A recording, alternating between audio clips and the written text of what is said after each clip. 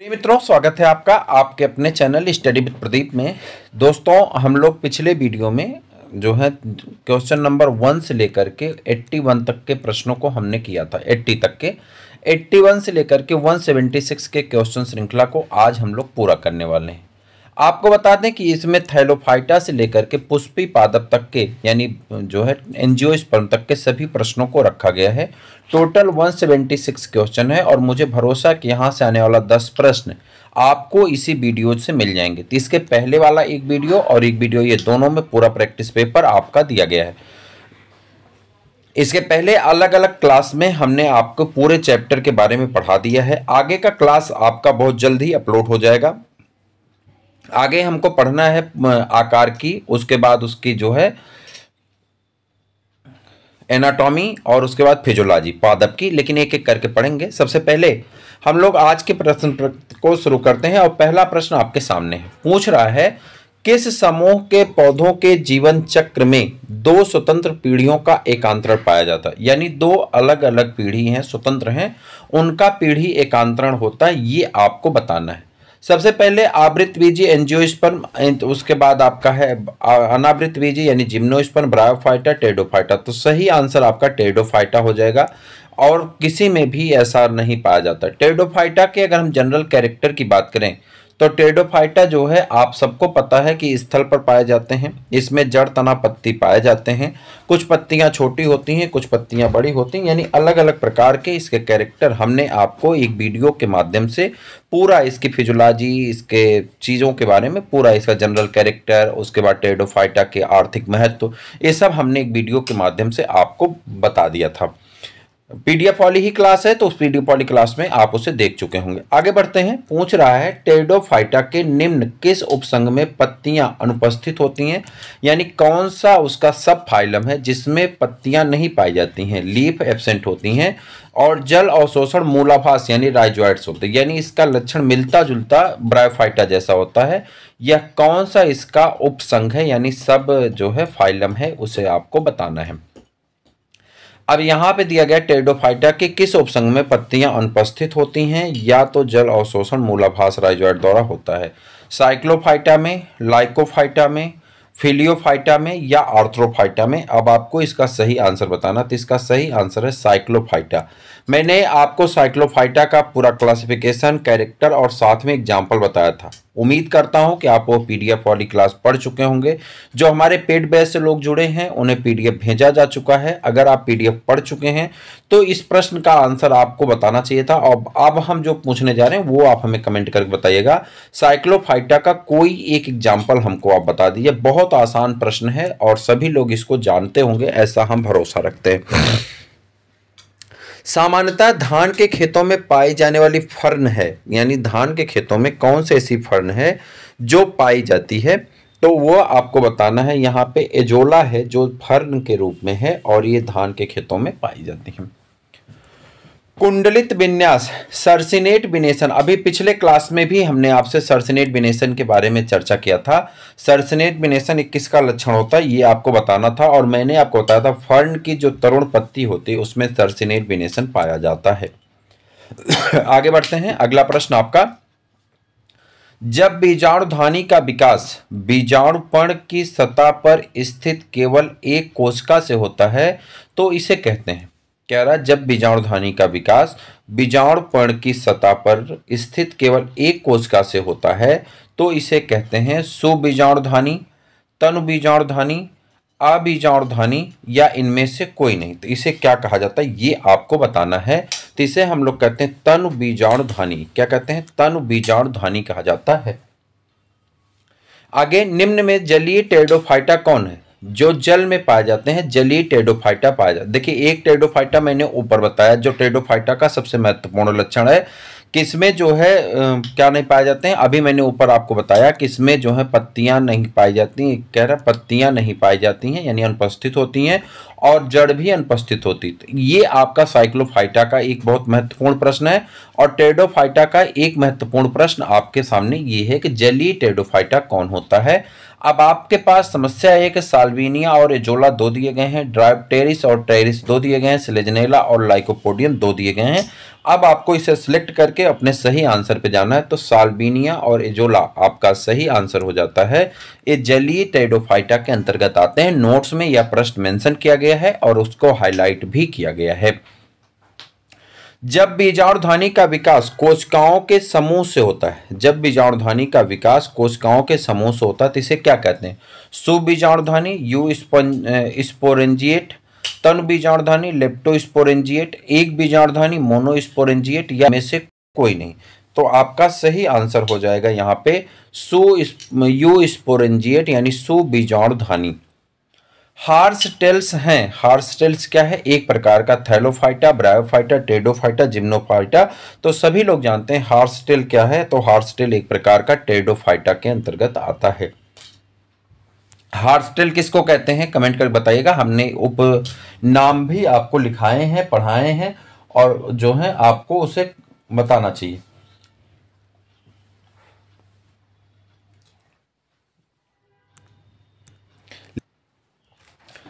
अगला प्रश्न आपका ब्रायोफाइटा से। ब्रायोफाइटा के युग्मकोद्भिद यानी गैमेटोफाइट की तुलना में संवहनी पादपों के युग्मकोद्भिद होते हैं। यानी ब्रायोफाइटा का जो युग्मकोद्भिद है यानी गैमेटोफाइट है, उसकी तुलना में संवहनी पादप यानी टेरिडोफाइटा के गैमेटोफाइट होते हैं छोटा परंतु जननांग बड़े, बड़ा परंतु जननांग छोटे, बड़ा जननांग बड़े, छोटा जननांग छोटे। अब आपको इस चार में से बताना है सही आंसर आपका क्या होगा।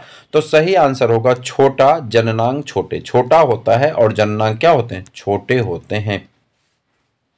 बीज प्रकृति की उत्पत्ति हुई, पहली बार बीज प्रकृति किस में देखी गई थी? तो आपको ये बताना बीज प्रकृति की उत्पत्ति हुई, तो ये सही आंसर है आपका सिलेजनेला में। और सिलेजनेला किसका पौधा है? टेरिडोफाइटा का पौधा है। तो बीज प्रकृति का पहली शुरुआत अगर आपसे पूछा जाए कहाँ से देखी जाती है, जैसे आप जानते हैं कि टेरिडोफाइटा में बीज का निर्माण नहीं होता, लेकिन बीज प्रकृति की शुरुआत सिलेजनेला में अगर हो गई है तो टेरिडोफाइटा में बीज प्रकृति के लक्षण देखे गए थे। तो ये बात आपको याद रखनी होगी। आगे, पुनर्जीवनी पौधा यानी रेसरेक्शन प्लांट, रेसरेक्शन प्लांट जो है पुनर्जीवनी पौधा कौन सा है, ये आपसे पूछा जा रहा है। पुनर्जीवनी पौधा आपका है सिलेजनेला लेपिडोफिला। सिलेजनेला लेपिडोफिला जो है पुनर्जीवनी पौधे के रूप में जाना जाता है। एजोला है एक, एजोला क्या है? एजोला एक प्रकार का फर्न है। और कैसा फर्न है? तो जलीय फर्न है। अभी आपने ऊपर बताया था कि एजोला है जलीय फर्न के रूप में जाना जाता है। निम्न में से किसके अंदर एनाबीना प्रजाति की नीली हरी शैवाल पाई जाती है? यानी कौन सा ऐसा प्राणी है जिसके अंतर्गत जो है एनाबीना प्रजाति की नीली हरी शैवाल पाई जाती है? आपको इसका आंसर बता देना है। इसका आंसर हो जाएगा एजोला। एजोला के अंदर नीली हरी शैवाल यानी साइनोबैक्टीरिया पाए जाते हैं। अनावृत बीजियों यानी जिम्नोस्पर्म में भ्रूणपोष होता है, में एंडोस्पर्म होता है। कैसा होता है ये आपको बताना है। इनका एंडोस्पर्म होता है 94 का आपको आंसर बताना है। इनका एंडोस्पोर कैसा होता है? तो आप कहेंगे अगुणित होता है। अनावृत बीज में जो है जिम्नोस्पर्म में एंडोस्पर्म कैसा होता है? अगुणित होता है। अब देखिए यहाँ मामला फंस गया। जो आपका एंडोस्पोर होता है यानी आवृत बीजी का पुष्पीय पादपों का, वह कैसा होता है वह आप बताइए। पुष्पीय पादपों का जो प्राइमरी एंडोस्पर्म होता है वो कैसा होता है? ट्रिप्लॉयड होता है। जबकि जिम्नोस्पर्म का कैसा होता है? हैप्लॉयड होता है। इस बात को याद रखिएगा क्योंकि ये सब इंपॉर्टेंट प्रश्न की श्रेणी में ही आपके सामने रखे गए हैं। साइकस में परागण निम्न में से किसके द्वारा होता है? साइकस में परागण की घटना किसके द्वारा पूरी होती है? आपको ये बताना है। साइकस में परागण वायु द्वारा होता है, वायु परागण होता है। पंख युक्त परागकण पाए जाते हैं, वह कौन से ऐसी स्पीसीज है जिसमें परागकण जो होते हैं वो पंख युक्त होते हैं यानी पंख से निर्मित होते हैं? आपको ये बताना पंख युक्त परागकण किसमें पाए जाते हैं। 96 का सही आंसर हो जाएगा आपका पाइनस। पाइनस में पंख युक्त परागकण पाए जाते हैं, याद रखिएगा। और पाइनस जिम्नोस्पर्म का मेंबर होता है। निम्नलिखित में से तारपीन का तेल प्राप्त किया जाता है। तारपीन का तेल प्राप्त किया जाता है, आपको बताना कहाँ से। तो तारपीन का तेल प्राप्त होता है पाइनस से। पाइनस की स्पीसीज से तारपीन का तेल निकलता है।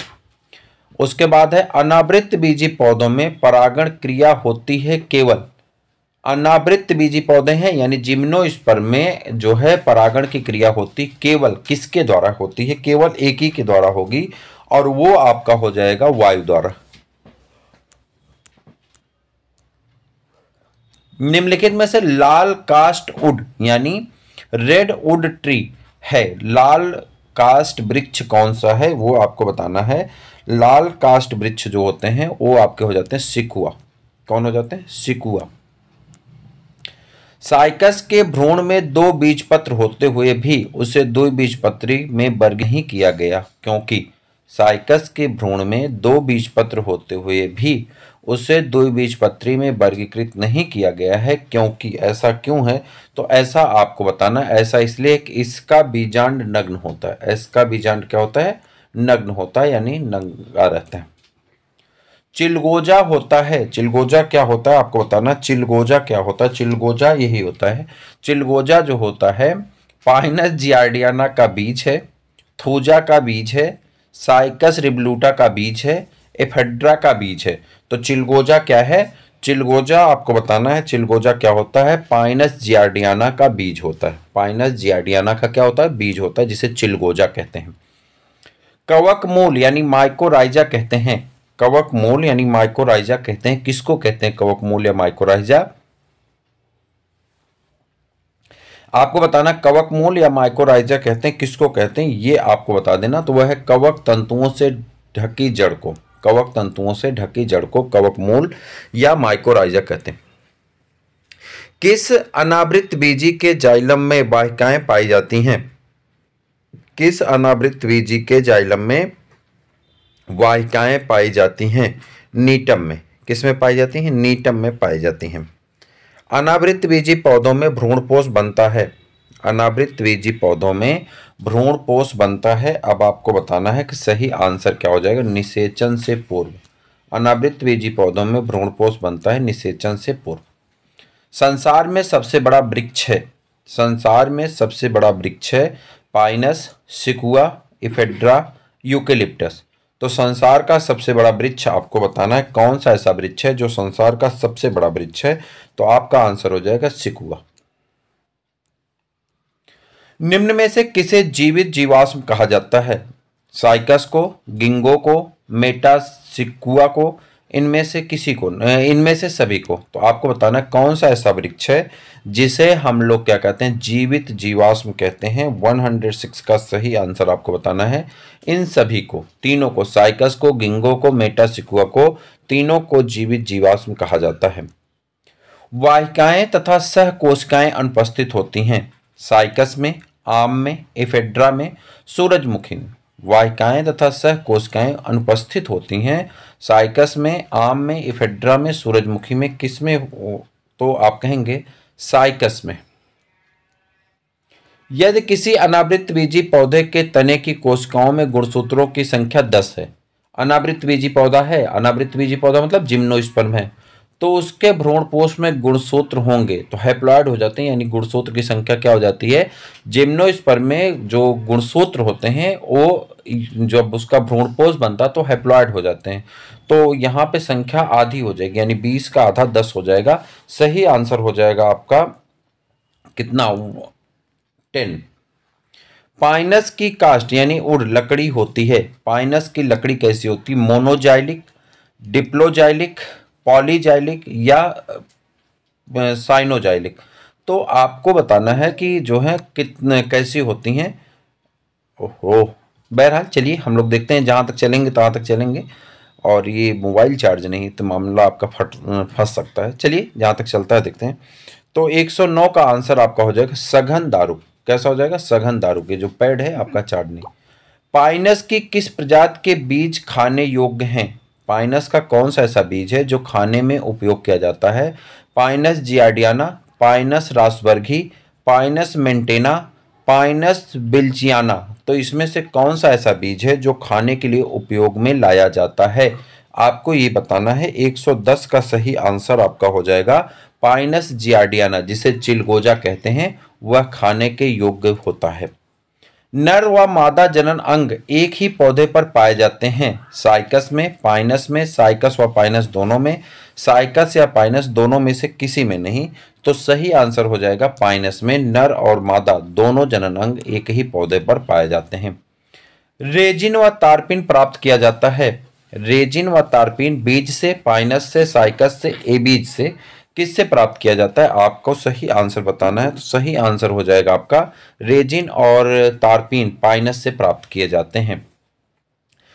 अनावृत बीजी पौधों में होते हैं शाक, झाड़ी, वृक्ष और कंटिकाएं। अनावृत बीजी पौधे कैसे होते हैं? शाकी होते हैं, झाड़ियां होती हैं, वृक्ष होते हैं, या कंठलताएं पाई जाती हैं। क्या होता है? तो आपका सही आंसर हो जाएगा यहाँ पे कंठलताएं पाई जाती हैं।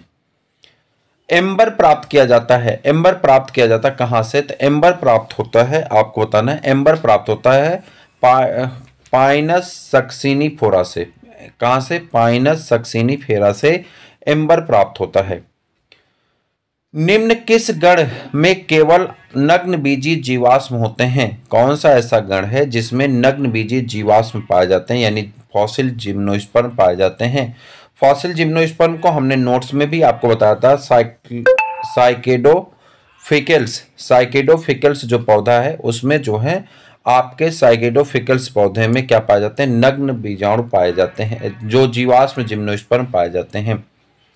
अगला अंडाशय विहीन पुष्पोद्भिद है। अंडाशय विहीन पुष्पोद्भिद होता है, वो कौन सा है जो अंडाशय विहीन पुष्पोद्भिद है? यानी ऐसा पुष्प वाला जिसमें अंडाशय नहीं होते, वो आपका जिम्नोस्पर्म हो जाएगा। अनावृत बीजी पौधों के जाइलम में वाहिकाएं होती हैं। अनावृत बीजी पौधों के जाइलम में वाहिकाएं पाई जाती हैं, उपस्थित होती हैं, अनुपस्थित होती हैं। गण नीटेल्स को छोड़कर सब में उपस्थित हैं, गण नीटेल्स को लेकर छोड़ करके शेष में अनुपस्थित हैं। अब आपको बताना कि सही आंसर 117 का क्या होगा। तो कह रहा है गण नीटेल को छोड़कर शेष में क्या होती हैं? अनुपस्थित होती हैं। ये भी आपके पेपर में मेंशन किया गया है। उसके बाद जो नोट्स है, निम्न में क्रिसमस वृक्ष है। निम्न में क्रिसमस वृक्ष क्या है? जो क्रिसमस आप मनाते हैं हर साल, तो क्रिसमस वृक्ष क्या होता है उसे आपको बताना है। क्रिसमस के पेड़ को साइकस है, थूजा है, एफेड्रा है, एरोकेरिया है। तो क्या है आपको इसका आंसर बताना है। तो क्या है? एरोकेरिया होता है। मित्रों, पैड के चार्ज ना होने की वजह से आपकी क्लास यहीं पर रुक जाती है। तीसरे वीडियो में हम लोग 119 से लेकर के 175 तक के प्रश्नों को करने वाले हैं। चूंकि अभी वीडियो कट जाएगा तो ये जो 18 मिनट का प्रयास है वो भी हमारा असफल हो जाएगा। तो ये वीडियो आप देखिए, इसके बाद एक वीडियो के माध्यम से हम आगे की चीज़ें आपको जरूर प्रोवाइड कराते हैं।